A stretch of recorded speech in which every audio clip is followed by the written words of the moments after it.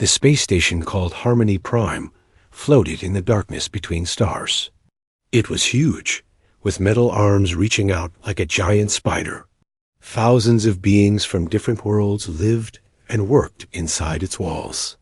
But there was one type of being that made all the others nervous. Humans. Dr.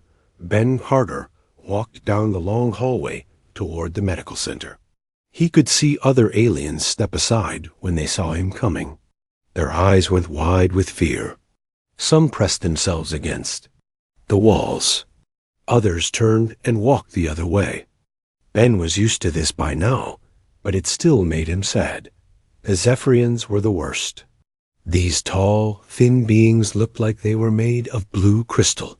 When Ben passed their group, they made small clicking sounds with their mouths. He knew. They were talking about him. He had learned some of their language during his 2 years on the station. "Look at the bone density," one whispered. "How does he even move with all that weight?" "His muscle fibers are like steel cables." Another sighed. "He could crush us without even trying." "I heard his heart beat so hard it would shake our whole bodies apart," a third one added. Ben kept walking. He had heard it all before. Every alien species in the galaxy knew about Earth. They called it a Class 12 death world. The highest danger level possible. Most planets that got that rating had no life at all. Earth was special because somehow impossible life had grown there anyway. The gravity on Earth was 3 times stronger than most planets. The weather could kill you in minutes. Storms that moved faster than spaceships. Heat that could melt metal. Cold that could freeze your blood solid. The oceans were full of salt that would poison most aliens. The air had so much oxygen it would burn their lungs. And somehow, humans had not just lived there. They had become the top hunters on the entire planet. Ben reached the medical center and pressed his hand on the scanner. The door opened with a soft hiss. Inside, the medical center was split into different sections. The human section was in the back, behind thick walls. The alien sections were in the front, with soft lighting and gentle music. Dr. Nina Ross looked up from her desk when Ben walked in. She was the only other human doctor on the station. Her blonde hair was tied back tight, and her green eyes looked tired. "Another fun walk through the station?" she asked. "The usual," Ben said. "The Nebulans saw me coming and just floated away as fast as they could." Nina laughed, but it was not a happy sound. The Nebulans were beings made of gas and energy. They were so light that a strong wind could blow them apart. To them, humans were like walking earthquakes. "Dr. Voss wants to see you," Nina said. "She is in her office." Dr. Elara Voss was the chief medical officer of the station. She was an Altarian, which meant she looked almost human, but with silver skin and large black eyes. She was one of the few aliens who would work with humans directly. But even she kept her distance. Ben knocked on her office door. "Come in," came the soft voice from inside. Ben walked into the office.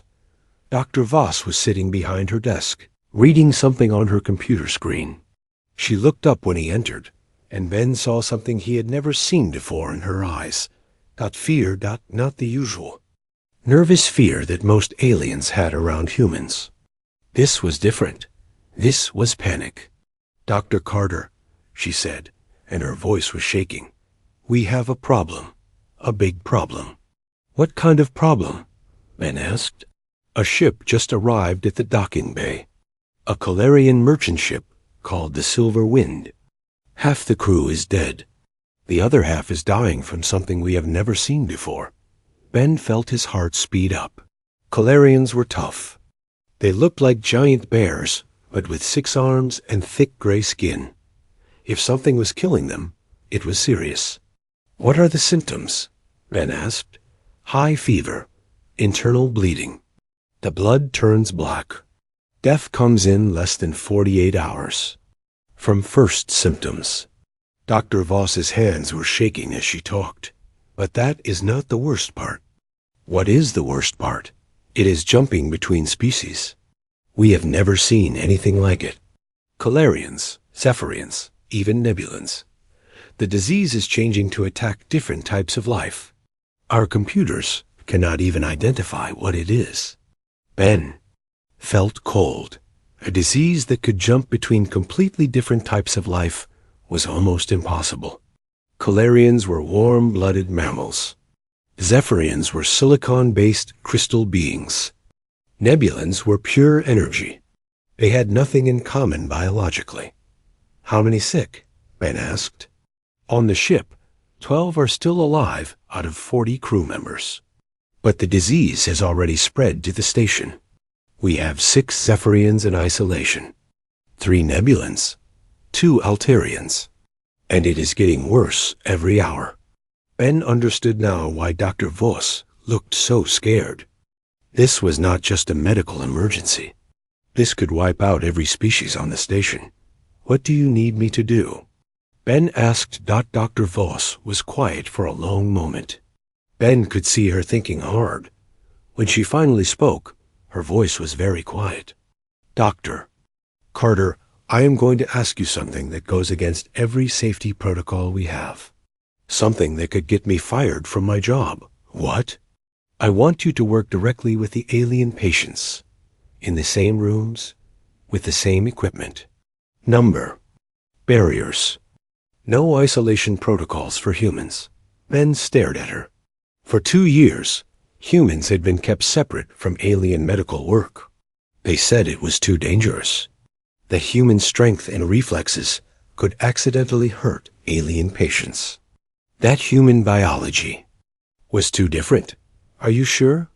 Ben asked. Dr. Carter, I have been a doctor for 30 years. I have seen diseases that killed thousands, but I have never seen anything like this. Our traditional medicine is not working. The disease is too fast, too smart. It adapts quicker than we can study it. She stood up and walked to the window that looked out at the stars. You humans come from a world that tries to kill everything on it every single day.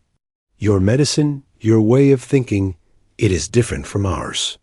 You do not look for elegant solutions. You fight. You adapt. You survive. No matter what. She turned back to look at Ben. I think that is what we need right now. Not elegant medicine. War medicine. Deathworld medicine. Ben felt something change inside him. For 2 years, he had been treated like a dangerous animal that had to be kept away from everyone else. Now, for the first time, someone was asking him to use what made him human. When do we start? Ben asked. Right now, Dr. Voss said. The first patients are dying. We have maybe 6 hours before we lose them all. Ben nodded. He walked to the door, then stopped and looked back. Dr. Voss? Yes. Thank you for trusting me. She smiled for the first time since he had known her. Thank you for being what we need, Dr. Carter. Thank you for being human. Ben put on the biggest protection suit the station had. It was made for humans, so it was thick and heavy. Dr. Voss watched him get ready. Her silver skin looked pale with worry. The suit is more for the other doctors than for you, she said. They need to feel safe working next to a human. Ben understood. The other alien doctors had never worked with humans before. They were already scared of the disease. Adding a human to the mix might make them panic. What about the patients? Ben asked. Will they be scared of me too? The ones who are still awake, yes, Dr. Voss said.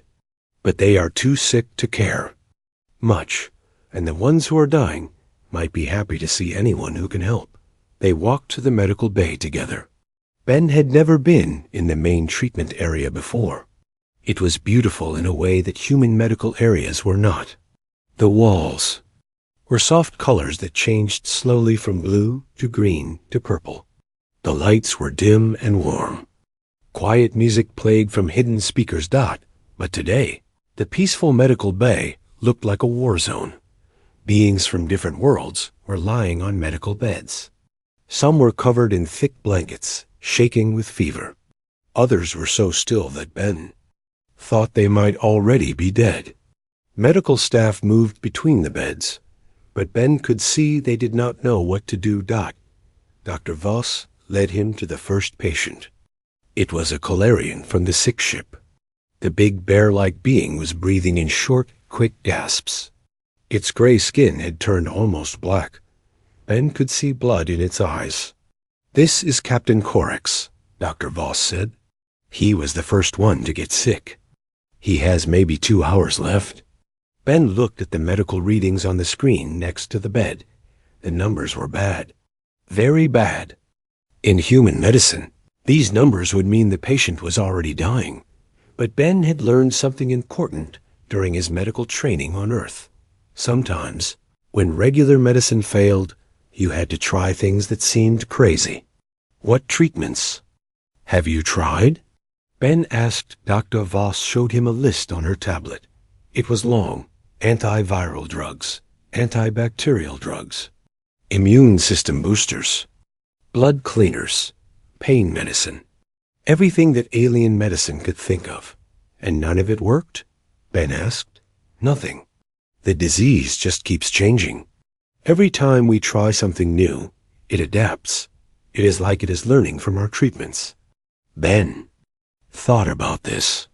On Earth, humans had fought diseases for thousands of years. But Earth diseases were different. They were tough and mean, just like everything else on the planet. Human medicine had to be tough and mean, too. "Dr. Voss, can I see the disease under a microscope?" She led him to a lab station. On the screen, Ben could see tiny organisms moving around in a sample of the patient's blood. They looked like small worms, but they were changing shape as he watched. "See how they move?" Dr. Voss said. "They are not like any virus or bacteria we know. They seem to be learning and adapting in real time." Ben watched the organisms on the screen. They reminded him of something from his studies on Earth, but not a disease. Something else. "Dr. Voss, these do not look like a disease to me." "What do you mean?" "On Earth, we have things called parasites. They live inside other animals and steal their food. But they usually do not kill the host because they need it alive. This looks more like a parasite that has lost its original host." Dr. Voss stared at the screen. "You think these organisms are trying to find a new host to live in?" "Yes, and they are trying different species to see what works. That is why they keep changing. They are not trying to kill everyone. They are trying to find someone they can live with." This was a completely different way of thinking about the problem. Alien medicine was trying to kill the organisms. But what if they tried to give the organisms what they wanted instead? Ben walked back to Captain Corax. The big Calarian was getting worse. His breathing was very shallow now.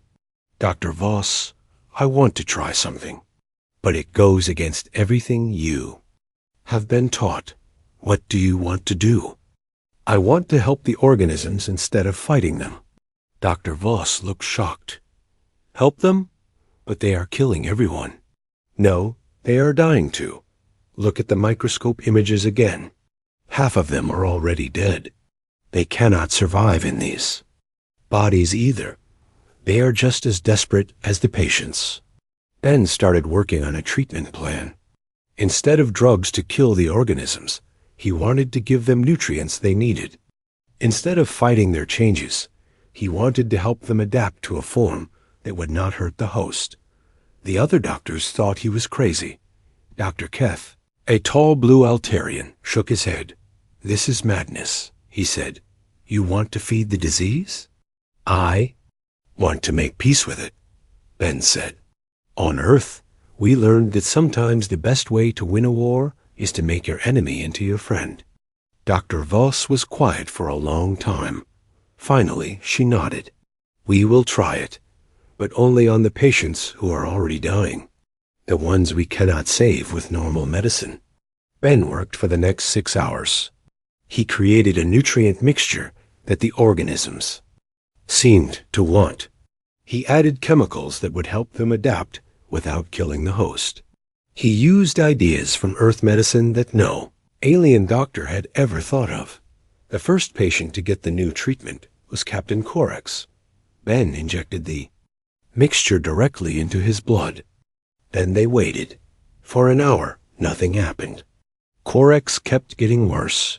The other doctors looked at Ben like he had made a terrible mistake. Then, slowly, things started to change. Corax's breathing got better. The black color started to fade from his skin. His eyes became clear again. "It is working," Dr. Voss whispered. By the end of the day, Corax was sitting up in bed, drinking water. The organisms were still in his blood, but they were not hurting him anymore. They had found a way to live together. "How did you know?" Dr. Voss asked Ben. "On Earth, we have many organisms living inside us all the time. Good bacteria in our stomachs. Other tiny things that help us stay healthy. We learned that not all organisms are enemies. Some just want to find a home."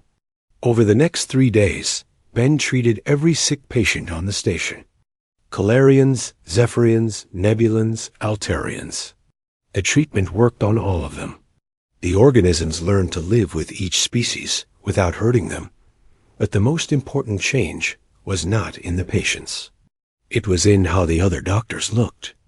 At Ben. Dr. Keth, who had called Ben's plan madness, came to him on the 3rd day. "Dr. Carter," he said, "I owe you an apology. I thought human medicine was too brutal, too simple. But you saved lives that our advanced medicine could not save." "Different does not mean wrong," Ben said. "Human medicine and alien medicine both have good ideas. Maybe we can learn from each other." Dr. Voss announced that every patient had recovered. The disease was no longer spreading. The crisis was over, but Ben knew that something bigger had changed. For the first time, aliens had seen human medicine work. They had seen that humans were not just dangerous Deathworlders. They were healers who could solve problems in ways that no one else could imagine. That night, Ben walked through the station. Hallways again. But this time, things were different. Aliens did not run away when they saw him. Some even nodded hello. A few Zephyrians actually thanked him for saving their friend's Dot in his quarters. Ben got a message on his computer. It was from the Galactic Medical Council. They wanted to know more about his treatment methods. Other stations were reporting similar diseases, and they wanted Ben's help. Ben smiled as he read the message. For 2 years, he had been isolated and feared. Now, the galaxy was asking for his help. He was still human. He was still from a death world. But now, maybe that was not such a bad thing after all.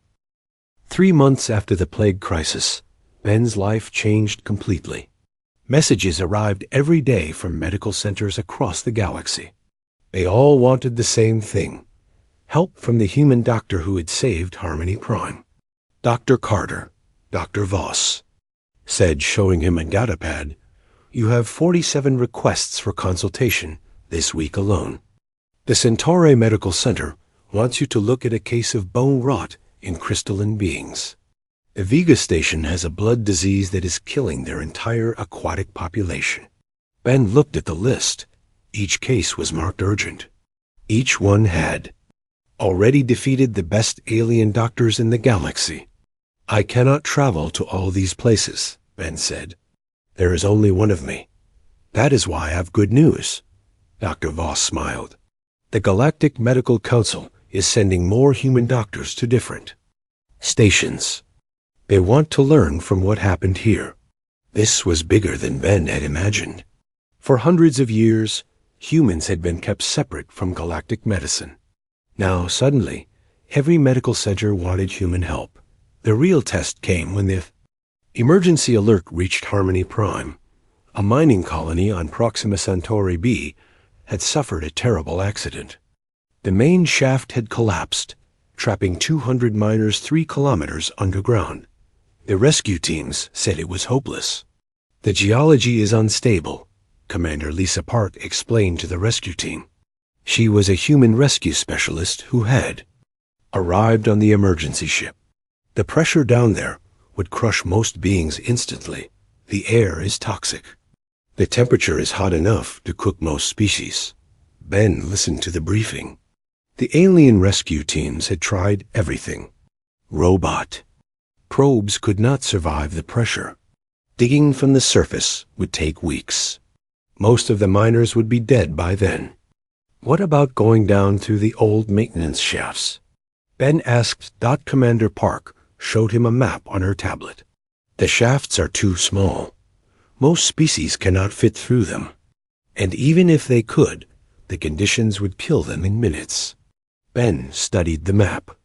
The maintenance shafts were narrow, twisted, and filled with toxic gas. They went down at crazy angles through unstable rock. No sane being would try to use them, unless that being was human.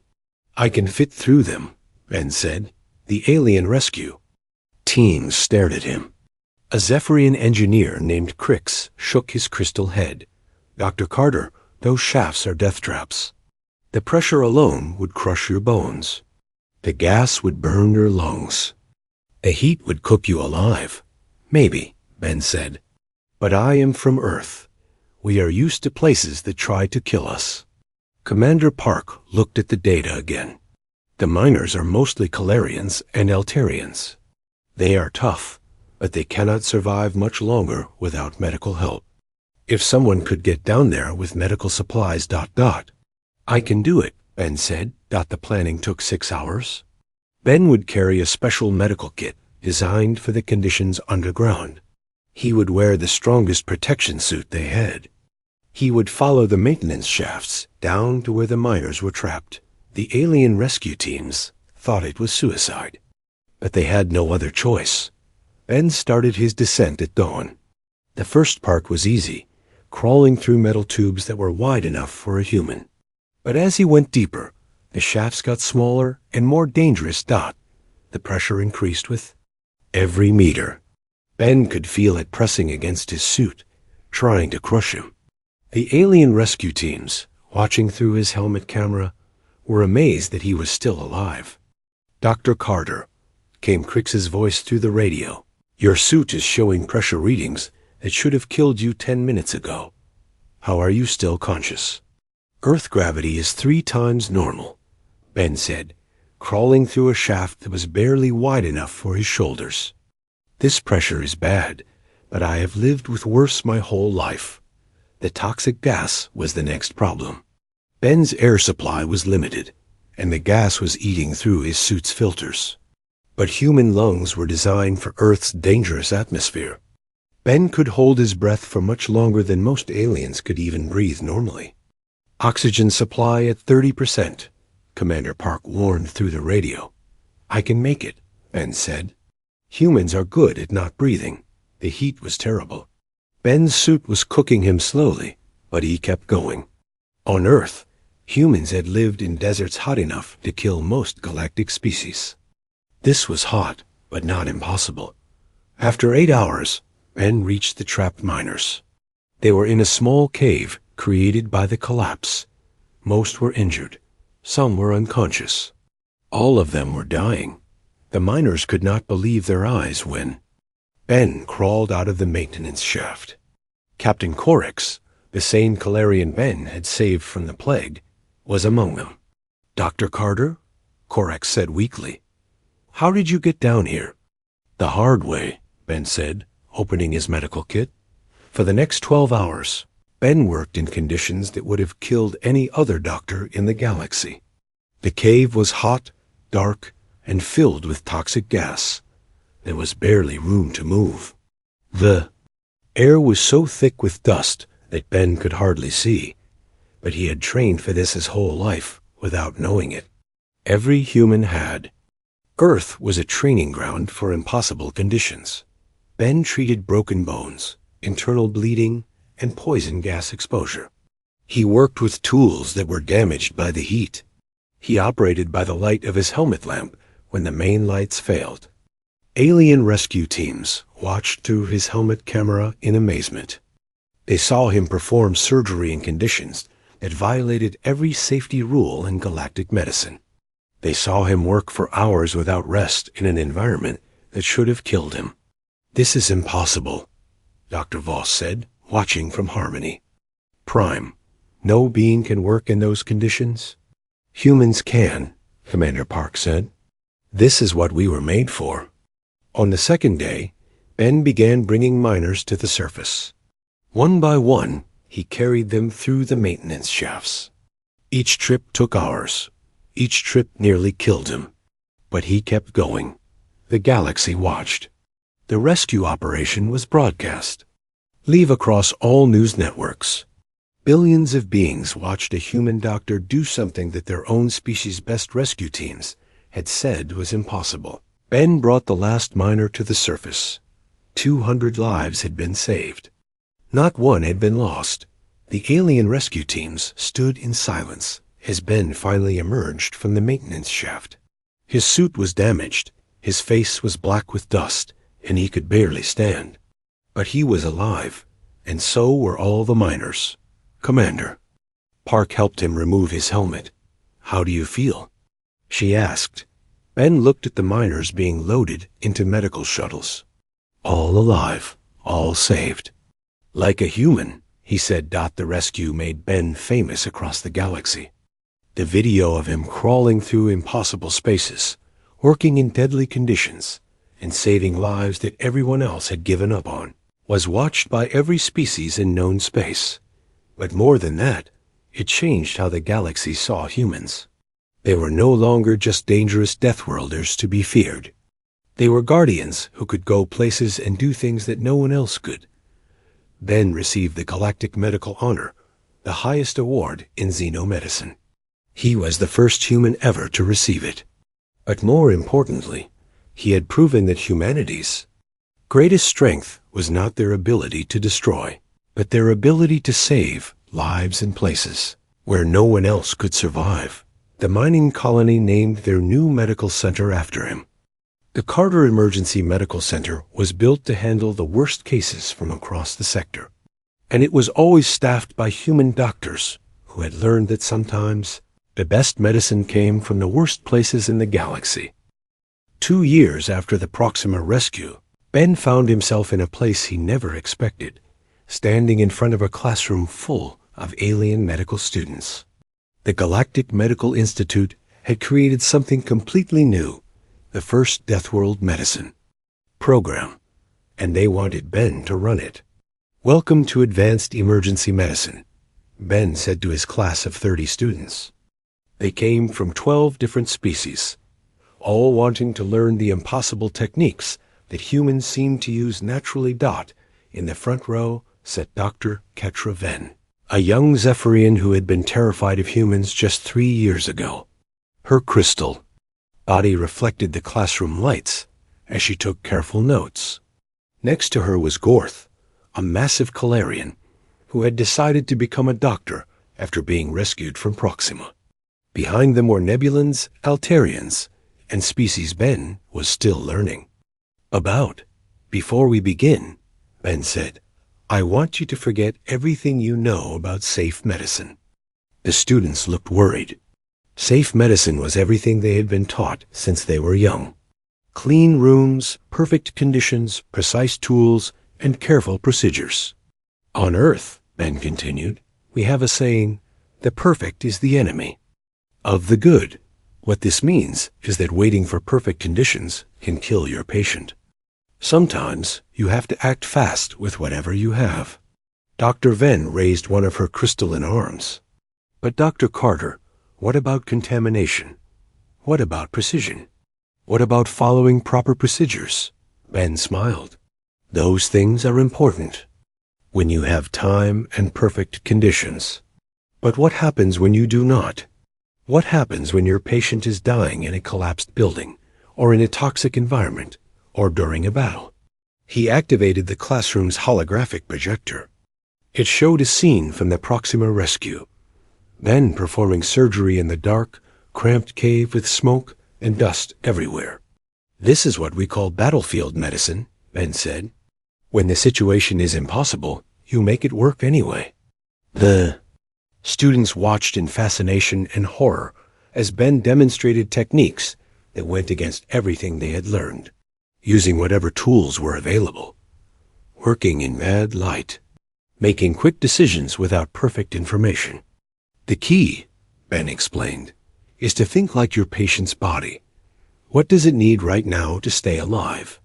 Not what would be ideal, but what it needs to survive the next hour. Dr. Venn was struggling with the concepts. Her people, the Zephyrians, had perfect medical facilities on their homeworld. Everything was clean, precise, and beautiful. The idea of working in chaos was foreign to her. Dr. Carter, she said, how do you make decisions so quickly? What if you choose wrong? Then you learn and do better next time, Ben said. On Earth, we have another saying, perfect is the enemy of done. Your patient cannot wait for you to make the perfect decision. They need you to make a good decision right now. Ben set up practical exercises that shocked his students. He had them perform medical procedures while loud music played. He turned off the lights and made them work by touch. He gave them broken tools and made them find ways to use them anyway. The first few weeks were terrible. Students panicked when conditions were not perfect. They froze when they had to make quick decisions. Some wanted to quit the program. But slowly things started to change. Dr. Venn was the first to understand. During one exercise, she was treating a simulated patient with a chest wound. The lights went out, her medical scanner broke, and loud alarms started ringing. Instead of panicking, she took a deep breath and focused on what she could feel with her hands. The patient is losing blood internally, she announced calmly. I cannot see the wound, but I can feel where the bleeding is coming from. I need to stop it now, not wait for better equipment. She performed the procedure by touch alone, saving the simulated patient's life. Excellent, Ben said when the exercise was over. You just learned the most important lesson of Deathworld medicine. Trust your instincts, not your instruments. Gorth had his breakthrough during a different exercise. His people, the Calarians, were naturally careful and methodical. They liked to plan everything perfectly before acting. But Ben put him in a situation where 5 patients were dying at once, and he had to choose who to save first. I cannot save them all, Gorth said, his voice full of stress. No, Ben agreed. But you can save some of them. Which ones have the best chance if you help them right now? Gorth looked at the simulated patients. His training told him to try to save them all equally. But Ben was teaching him something different. Sometimes, hard choices had to be made quickly. This one, Gorth said, pointing to a patient with severe bleeding. If I stop the bleeding now, he will live. The others need surgery. It will take too long. Good, Ben said. You just learned about triage. Sometimes, the best way to save the most lives is to accept that you cannot save everyone. As the months passed, Ben's students began to change. They learned to work under pressure. They learned to make quick decisions. They learned to use whatever tools they had instead of waiting for perfect equipment. But the most important thing they learned was confidence. You see, Ben explained during one of his lectures, alien medicine is very good at solving problems when everything is perfect. But real life is never perfect. People get hurt in terrible places, at bad times, with no warning. They need doctors who can work in chaos. Dr. Venn, who had been afraid of making mistakes, now worked confidently, even when conditions were terrible. Gorth, who had been too careful, now made quick decisions that saved lives. The other students all found ways to adapt human techniques to their own species' abilities. The program became famous across the galaxy. Medical schools from hundreds of worlds sent their best students to learn Deathworld medicine. The waiting list to get into Ben's classes was 3 years long, but Ben's proudest moment came during the final exam. His students had to handle a massive disaster simulation, a space station explosion with hundreds of casualties, failing life support, and emergency conditions. Ben watched as his alien students did things that would have been impossible for them a year ago. They worked in the dark, treated patients with improvised tools, and made life or death decisions in seconds. They saved lives that traditional medicine would have given up on. When the simulation ended, Ben looked at his exhausted but proud students. "You are no longer just doctors," he told them. "You are emergency medical specialists who can work anywhere, under any conditions. You can save lives that others cannot save." Dr. Venn approached him after class. "Dr. Carter, I have a question." "What is it?" "Why do you call it Deathworld medicine?" "We are saving lives, not causing death." Ben smiled. "Because it comes from a death world. Earth tried to kill us every day for millions of years. So we learned to fight back. We learned to survive in impossible places. We learned to help each other when everything was going wrong." He looked out the window at the stars. Every human carries that training inside them. When we see someone dying in terrible conditions, we do not think this is impossible. We think this is Tuesday. We are used to things being impossible. That is what makes us good at fixing impossible problems. Dr. Venn nodded slowly. "So, you are teaching us to think like Deathworlders." "I am teaching you to think like survivors," Ben said. "Because sometimes that is exactly what your patients need." The Deathworld Medicine program graduated its first class of 200 students. They went to work at medical centers across the galaxy, bringing human techniques to alien medicine. For the first time in galactic history, no medical emergency was considered impossible to handle. And it all started with one human doctor who refused to accept that some patients could not be saved. 10 years had passed since the plague ship first arrived at Harmony Prime. Ben Carter was no longer just a doctor. He was a legend known across the galaxy. Medical centers competed to have him visit. Young doctors studied his techniques. His name was spoken with respect on 1,000 worlds.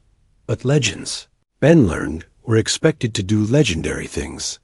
The call came at 0300 hours, waking Ben from sleep in his quarters aboard the medical ship Lifeline. Admiral Kane's voice was urgent on the communication screen. "Dr. Carter, we have a situation. The Joint Fleet engaged unknown hostiles near the Veil Nebula. The battle is over, but we have massive casualties spread across 15 ships. Thousands of wounded from dozens of species." Ben was already getting dressed. "What is the medical situation? Bad, very bad?" "We have Calarians with radiation poisoning, Zephyrians with fractured crystal matrices, Nebulans losing molecular cohesion, and species we have never treated before. The regular medical protocols say we need to separate everyone by species and treat them in specialized facilities. How long would that take?" Ben asked. "Days, maybe weeks to get everyone to the right treatment centers. A lot of them will not survive that long." Ben understood.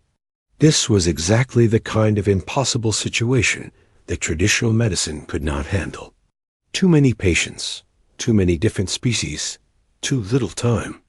"Admiral, I need you to clear the largest cargo bay on the flagship. I am going to set up a field hospital." "Dr. Carter, the safety protocols, forget the protocols," Ben said. "We are going to save everyone we can, and we are going to do it together." 3 hours later, Ben stood in the massive cargo bay of the battleship Defender. The space was huge, big enough to hold shuttles and fighters. Now it was being turned into the largest emergency medical center the galaxy had ever seen. Medical teams from every ship in the fleet were working together. Human doctors worked next to Altarian surgeons. Zephyrian medics assisted Calarian trauma specialists. For the first time in galactic history, all the species were treating patients together in the same space.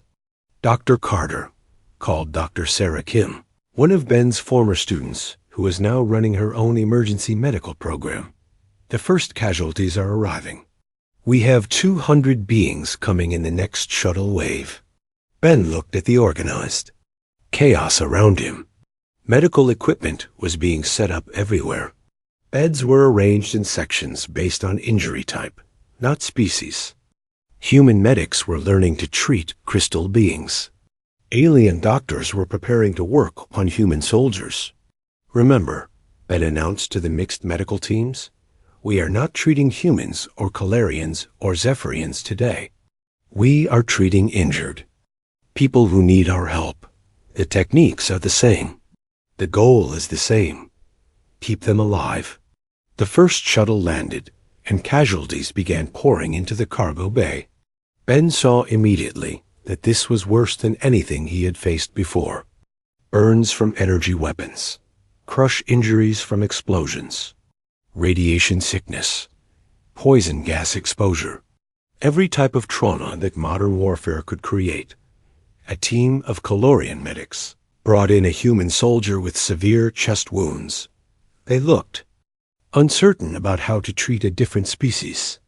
Dr. Corex then called to the Calarian doctor he had saved years ago. What do you see? Massive tissue damage, internal bleeding, possible lung collapse, Corex replied. Good.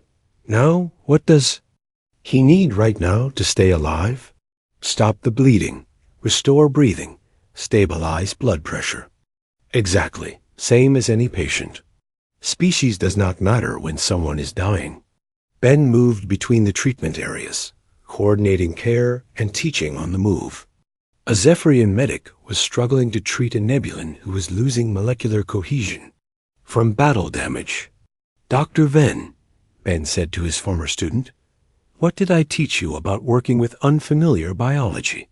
Focus on basic life support functions, she replied. All living beings need energy, structure, and information flow. Right. So what does this patient need? Dr. Venn examined the Nebulan carefully. Energy stabilization to prevent further dissipation. Molecular binding agents to restore structure. And neural pattern support to maintain consciousness. Perfect. Now treat those needs with whatever tools you have. Hour after hour, the wounded kept coming. Ben worked without stopping, moving from patient to patient, treating injuries that would have challenged entire medical centers. He performed surgery with battlefield equipment. He improvised treatments using whatever supplies were available. He made decisions in seconds that could mean life or death. The alien medical teams watched in amazement as Ben worked. They saw him treat a crystal being's fractured matrix with tools designed for organic tissue. They watched him stabilize a gas being's molecular structure using techniques meant for solid bodies. They saw him adapt human medicine to work on biology that humans had never encountered before. How does he know what to do? A young Altarian medic asked Dr. Kim. He does not always know, she replied, but he never stops trying. That is what makes him human. By the 6th hour, Ben had been working non-stop in conditions that would have exhausted any other doctor. The air in the cargo bay was thick with smoke and dust from the battle damage. The lighting was poor.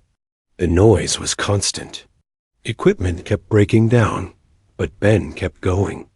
When his surgical tools failed, he improvised with maintenance equipment. When the power went out in his section, he worked by the light of emergency flares. When his medical scanners broke, he relied on his hands and experience. Dr. Voss, now the chief medical officer for the entire fleet, watched Ben work from the command center. Admiral Kane, she said, I have been practicing medicine for 40 years. I have never seen anything like this. Dr. Carter has been working for 18 straight hours in impossible conditions, and he is not slowing down. What makes him different? The Admiral asked. He is human, Dr. Voss said simply. His entire species evolved to handle impossible situations. For them, this is not extraordinary. This is just what they do when people need help. On the 10th hour, Ben was treating a group of injured beings from a species he had never seen before. They were tall and thin, with skin that changed colors. Their biology was completely unknown to galactic medicine. Dr. Carter, Dr. Kim said, "We have no idea how to treat these beings. We do not even know what they breathe." Ben knelt down next to one of the injured aliens. The being was clearly in pain, making soft sounds that might have been words. Ben could not understand the language, but he understood suffering. What do all living beings need? He asked Dr. Kim. Energy, structure, information. Right, so let us give this being what all living things need and see what works. Ben started with basic life support, oxygen, nutrients, pain relief. He monitored the being's responses and adjusted the treatment based on what seemed to help. Slowly, the injured alien began to stabilize. One by one, Ben figured out how to treat the unknown species. He used the same approach he had always used. Focus on what all life needed, adapt to what worked, and never give up. By the 18th hour, the impossible had happened. Every casualty in the cargo bay had been treated. The survival rate was 93%, far higher than anyone had thought possible. As the last patient was stabilized, Ben finally allowed himself to rest. He sat down on a supply crate, exhausted beyond anything he had ever felt. Around him, medical teams from dozens of species were cleaning up, but many stopped to look at him. Dr. Corex approached with a group of other doctors. "Dr. Carter," the Calarian said, "we wanted to thank you. What you did here today, ... it should not have been possible. We all did it together," Ben said. "Human medicine, alien medicine, working as one team." "No," said Dr. Venn, joining the group. "You showed us something we never knew was possible. You showed us that the boundaries between species do not matter when lives are at stake." Admiral Kane's voice came over the communication system. "Attention all medical personnel.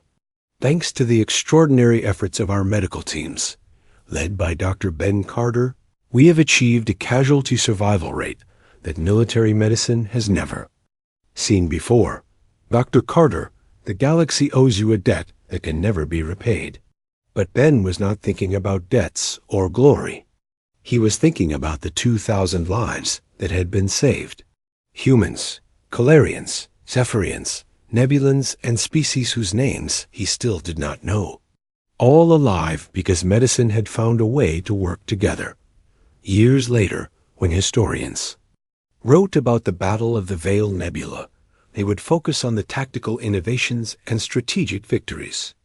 But the real victory had happened in a cargo bay turned into a hospital, where a human doctor had proven that the greatest weapon against death was not advanced technology or perfect conditions.